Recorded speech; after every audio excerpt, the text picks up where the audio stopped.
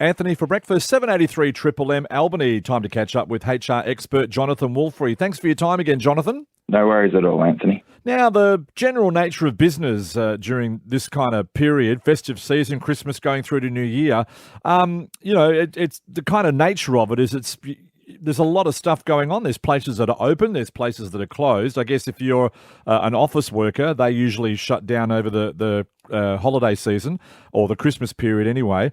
And then you've got your hospitality, your retail, your tourism.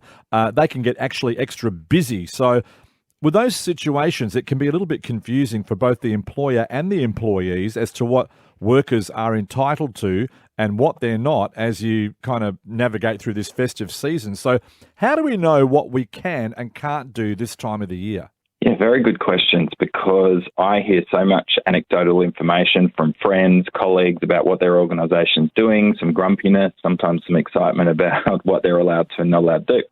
The easiest way to know what our employers and employees are able to do and what we can expect of them is to really know what their award or agreement or employment contract, that is, states, because it really varies. I wish I could give a unilateral answer to all these questions, but it really varies across industry, across award, across agreement. But I think it's always important for an employee and an employer to understand the National Employment Standards, the award people may be covered by, the agreement, and what's specifically stated in their contract, because often it explicitly states what an employer can and can't do at this point in time. All right, so if my business, say, is shutting down over the Christmas period, can employees be forced to take leave? There are provisions in a number of awards that say businesses can force their employees to shut down, to take leave, that is. There's a few caveats there. They need to give notice. They need to put that in writing generally. Normally that notice period is at least 4 weeks. But things such as, the general retail industry award, building and construction award, real estate industry, restaurant industry, all of those awards enable an employer to stand down or force an employee to take their annual leave as long as they notify them and put that in writing. If it's not in any of the awards or agreements that people are covered under, then there's no right for an employer to do that. And if they're going to close, they'll need to continue to pay their employee their ordinary hours for that period of time. But we do find that most awards do provide for it. It depends on what it says explicitly. All right. So what if my business is operating, including public holidays? Do I have to work, and what do I get paid? This is, again, where that whole what's reasonable comes into it. So, and the award and what its expectations are. But generally, if we're rostered to work on that day, if it's an ordinary working day, then yes, we would be expected to come into our employer and do that work, and we can expect our employee to do that.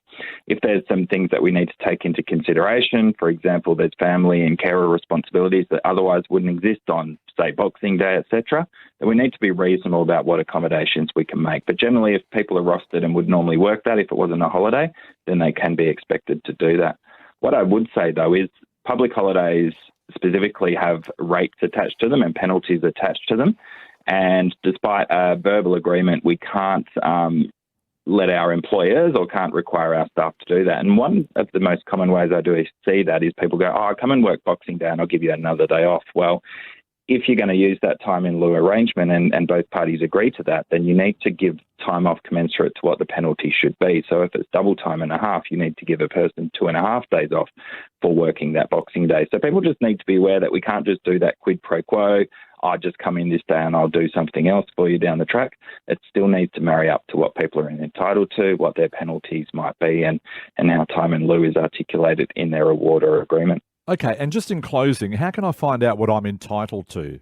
It's good to go to the Fair Work Ombudsman's website. They have all these questions. They've answered them. They know what's common. They have a link. You can use a survey and fill out an award finder so that you can find your award and specifically and quickly find out what you're entitled to as well. So I think it's good for employers and employees to be really clear about what they can expect, and then we won't have to have any arguments over what should be a really valuable time of year.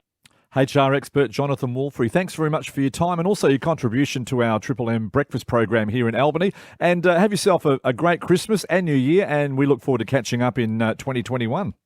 I wish you and all the listeners the same, Anthony. It's been my pleasure working with you this year on these interesting topics. Triple M Albany.